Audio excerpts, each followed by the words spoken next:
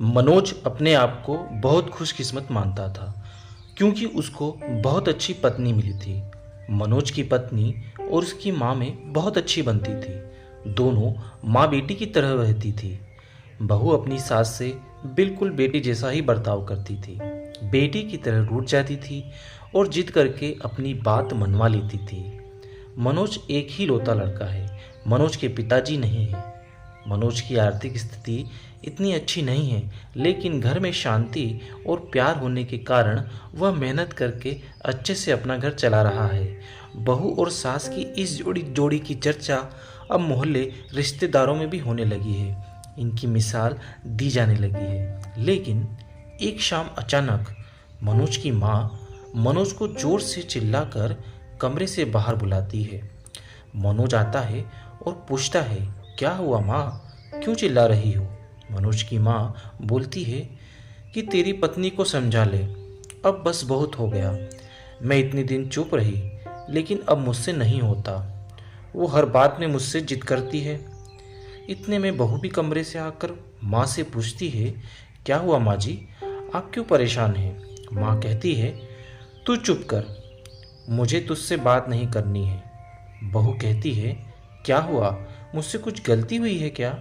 माँ बोलती है कि तू अपना ये नाटक बंद कर और मुझे अब तेरे साथ नहीं रहना है।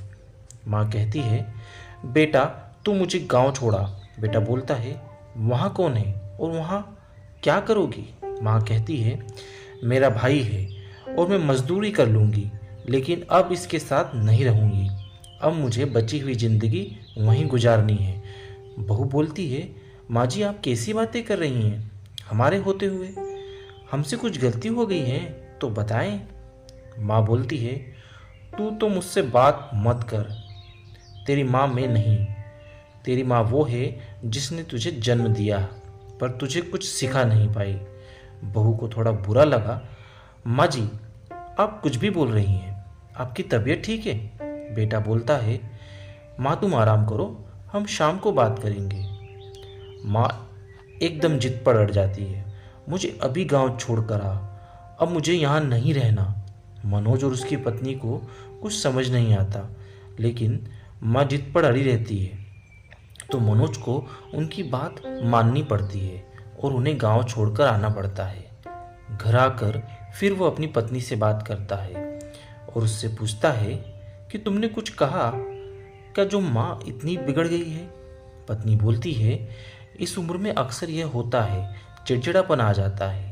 हम 2 दिन बाद माँ जी को वापस ले आएंगे, आप चिंता मत करें। 2 दिन बाद फिर बेटा और बहू दोनों गांव जाते हैं। बहू को देखते ही माँ फिर से चिढ़ जाती है। कहती है, तेरी हिम्मत कैसे हुई मेरे सामने आने की? मैं मर जाऊं तब भी तू मेरे पास मत आना और मुझे हाथ मत लगाना। बहू को यह सुनकर जोर से रोना आ जाता है। वो रोते हुए कहती है, आप यह क्या अनाप शनाप बोले जा रही हैं? मैंने ऐसा क्या कर दिया जो आप इस तरह नाराज हो गई? माँ जी वहाँ से उठकर कमरे में चली जाती है और दरवाज़ा अंदर से बंद कर लेती है। मामा जी भी उन्हें समझाते हैं, लेकिन वो नहीं मानती।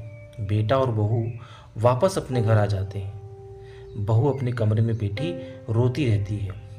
मनोज भी कुछ नहीं समझ पाता। माँ जी को गए अब 15 दिन हो गए।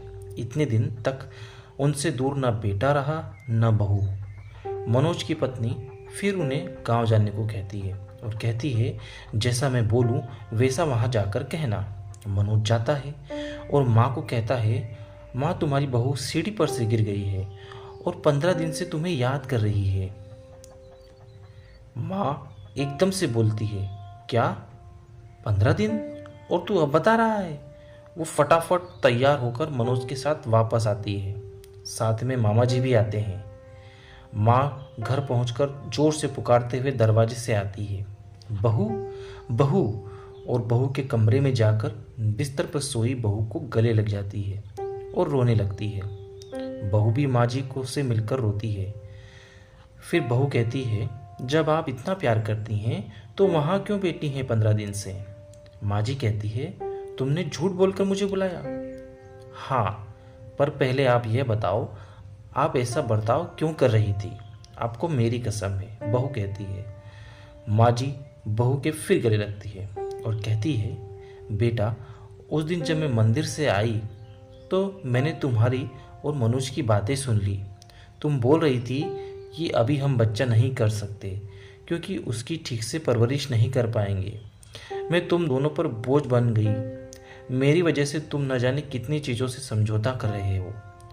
इसलिए मैंने यह नाटक किया ताकि तुम दोनों यहाँ रहो और अपनी ज़िंदगी और अपने सपने और अपने बच्चे को इस दुनिया में ला सको।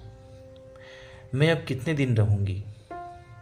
बहू और मनोज दोनों माँ जी की बातें सुनकर रोने लगे। बहू बोलती है, अगर आप दोबारा ऐसा करेंगी तो हम कभी अपना बच्चा नहीं करेंगे। मनोज कहता है, माँ, अब तुम भी यहीं रहोगी और दादी भी बनोगी। हम साथ रहेंगे तो सब अच्छा होगा। फिर माँ जी वहीं अपने बेटा और बहू के साथ रहने। दोस्तों, कैसी लगी आपको ये कहानी? कमेंट कर हमें ज़रूर बताएं। वीडियो को लाइक करें और शेयर करें और चैनल को सब्सक्राइब करना ना भूलिए। धन्यवाद दोस्तों।